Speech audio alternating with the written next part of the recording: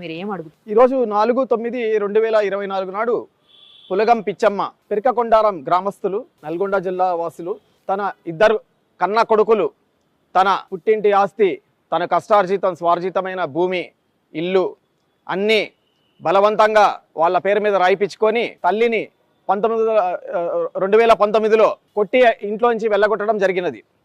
అప్పటి నుంచి ఈ తల్లి తన కూతురైన రమా దగ్గర నివసిస్తున్నారు. ఈ తల్లి తన మొత్తం ఆస్తి కొడుకులు కొట్టేసినా వాళ్ళ మీద ఎలాంటి చర్యలు తీసుకోవాలన్నా వాళ్ళ పెద్ద కొడుకైన పులగం రఘుపతి రెడ్డి పోలీస్ డిపార్ట్మెంట్ నందు పనిచేస్తున్నారు. ఈ రఘుపతి రెడ్డి సొంత తల్లైనా కూడా ఈ పోలీస్ డిపార్ట్మెంట్లో పనిచేస్తున్నా నేను నిన్ను ఎలాగైనా నీ అంతమంది ఇస్తాను, నీ ఆస్తి మాకు రాసిచ్చావు, ఇంకా నీ పనిని నువ్వు చూసుకో, నువ్వు ఎక్కడన్నా ఉండు, ఎక్కడ పోయినా సచ్చినా బతికినా మాకు సంబంధం లేదు, మా దరిదాపుల్లో కూడా నువ్వు రావాల్సిన అవసరం లేదు అని చెప్పారు. అయితే ఈ తల్లి ఈరోజు బతకడానికి ఉండడానికి నీడ లేదు, తినడానికి తిండి లేదు, తన కష్టార్జితం స్వార్జితం తన పుట్టింటి ఆస్తి కూడా కన్న కొడుకులే కొట్టేశారు.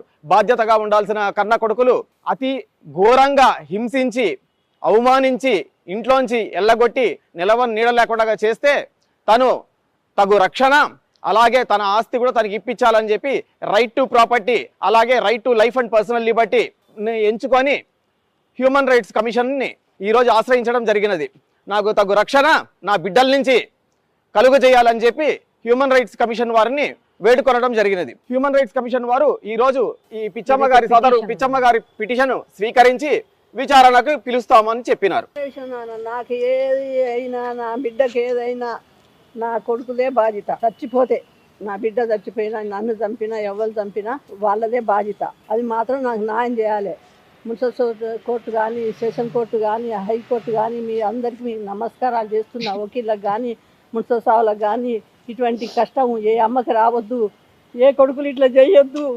నాకు ఫైనల్గా నాయన ఇది ఒక్కటే నాకు న్యాయం చేయదు, అంతే నేను కోరేది ఏమి లేదు.